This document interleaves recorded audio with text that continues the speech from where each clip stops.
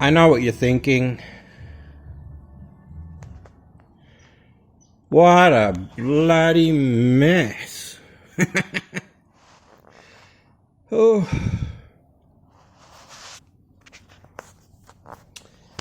And yes, I know. But the cleanup has begun. I decided to panel the back walls. You know, since they were so cheap. Means you can put lots of screws in the wall and hang things up. Easy to spot, easy to display. And yeah, at $8 a sheet, you know, it doesn't break the bank. I'll do that side wall as well. Mostly to suck the moisture out here as well in winter and stuff, so when the Jeeps or cars are parked in here, it stays drier because the wood will suck it up and during the day it'll evaporate. We used to dry wildflowers for our family business when I was young, and we only had wooden sheds for that reason.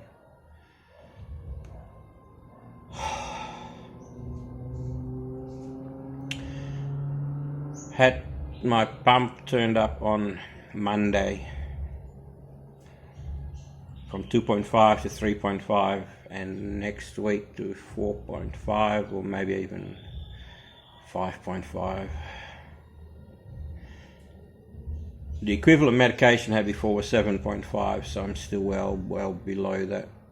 Half of that, less than half at the moment, but it's killing me. My pain's about a 7 out of 10 at the moment. I've had morphine twice. My pump is killing me. My implant, when they filled it up, all that clear liquid just oozed out. It's fine. Just keep wearing a pressure belt so it doesn't swell up and bruise. God, man, they think I'm free. They think I am indestructible. They think, Rick, he's been in pain 34 years. I mean, he can handle anything. What's a bit of extra pain added to what he's already suffering? But because it's like a boys' club, man. They don't want to touch each other's work.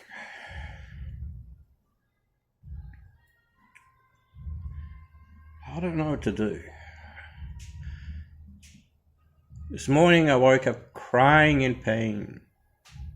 Had to take crawled out of bed, took morphine, crawled back into bed, waited an hour and then got up about 7. About 10 had more morphine, and then again at 2.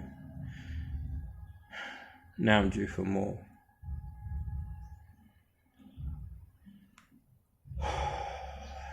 And it makes you feel like shit. Anyway, enough about me. Any storage ideas for you guys up there?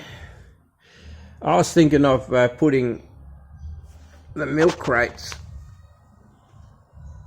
on the side with spaces between, and then putting plywood on top like shelves, and then having 2 or 3 shelves high. A couple of shelves on the wall there. I don't want too many though, because you don't want to knock into them when you're walking around. Possibly one over there will be fine above the workbench. A big one, yeah, that'll be fine. I've got 2 sets of really heavy duty. Let's see how good I am. Shelf brackets there. The more I zoom in, the more the earthquakes begin. It's sad I haven't, it's so messy and I haven't even been able to try the hoist out yet.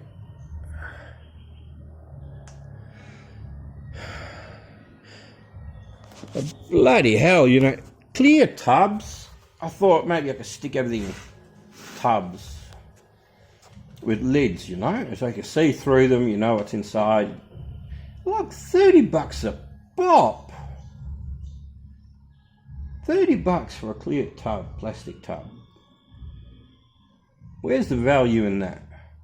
Well, you can buy a sheet of plywood, manufactured plywood for $8. They want $30 for a plastic tub that a machine takes 2 seconds to spit out. Freaking plastic. It's probably recycled. Oh. So yeah. I was thinking just make some crate shelves up there, and put all my parts, put them on display, them up there, so when I want them and need them, some of them are already up there, I can just crawl up there and access the parts. I have a couple of engine stands with the engines on here. I'm hanging a lot of my welding equipment from the loft up here. It's an LED panel. It's not wired up properly yet. I got my gearbox lift, washing tub, toolbox, and a whole lot of mess stuff. I just put a heap of stuff out by the road. It's already gone. Yeah, it's nice to hang on to stuff, but if you know you're unlikely going to need it and it's cheap enough to buy it,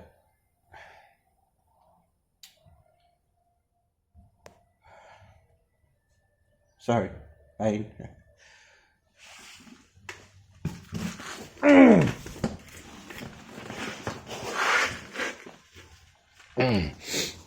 Yeah, I like this too. See, this has been good. I've got some room to hang some more things up here, but this was really worth doing. But you need like heavy duty panel for that. You couldn't really do that with the 10 mil or half-inch, whatever it is, ply. I've got another big sheet here. I may put that next to this one and just have like a tool hanging wall here.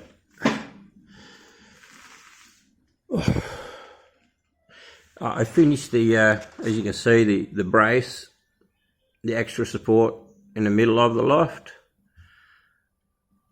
I'm trying so hard to hold the phone steady, guys.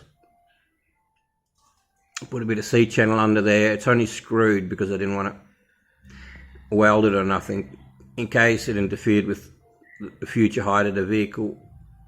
And I'll maybe just put some angle bar up there, angle iron. That's only half the height. You know, that will do for now. It's solid as a rock up there now. It's my green screen.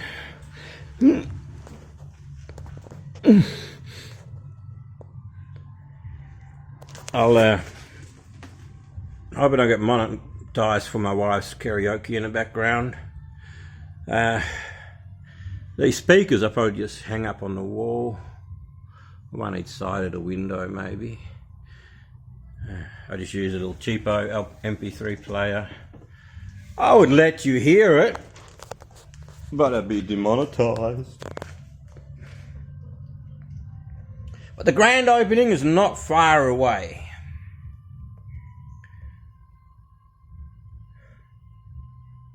I pray. Oh. You have no idea what it's like. Oh, some of you do. I have some online friends that know what it's like to live in pain. 34 years. Ugh.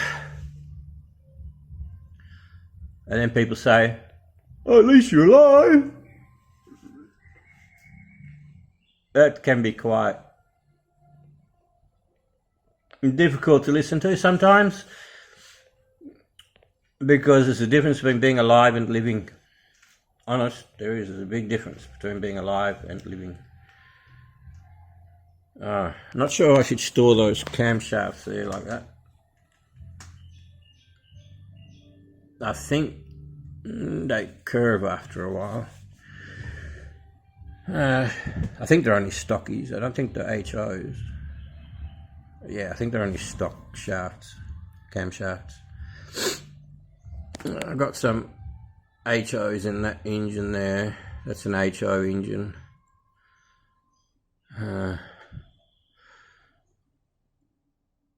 That would be my dream engine if I got to rebuild that. If my channel got good enough, I would let my engineering mind go nuts on that and show Chrysler that they should have continued with this engine and just improved it. That could be a monster, that engine. With my mods it could be, but it cost me thousands. It'd mean a block modification. But you know, what's the point? Everything's going electric anyway. It's only for us die-hard, revved, octane, heart-pumping people that enjoy that sort of stuff, you know. You could always run it on, if there's no more fuel, no more liquid dinosaurs, you could always brew some alcohol. I haven't been in an electric car yet. I imagine it'd be quite boring. I mean, exciting because powerful, but is it alive like an engine you built yourself? Is it the same? The excitement would be the G-force, the takeoff, but is it alive? For me, when I build an engine, it's alive. You know, it's a beating heart. Are electric cars like that? I don't think it will be. I've often thought of converting a Jeep to electric, but I don't know. It'd be fun to do, and fun, you know, to drag people off.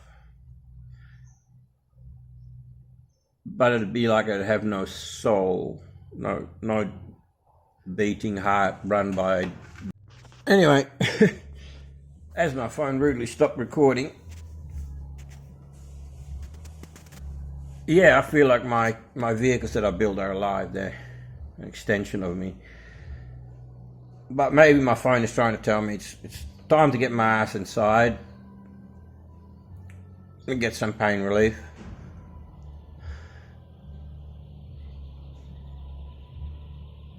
God, I was young and healthy, or just healthy.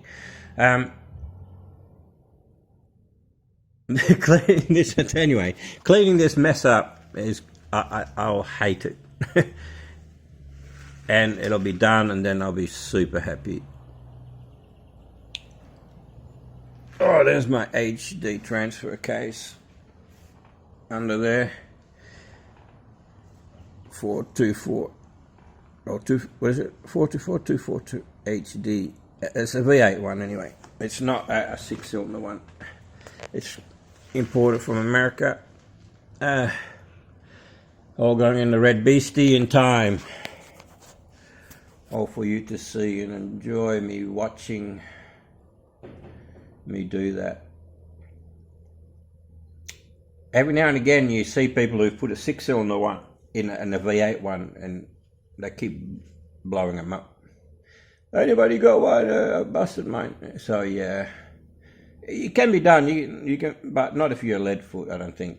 If you're lead foot, to put a stock transfer case out of a 6 behind a V8, I don't think that's advisable.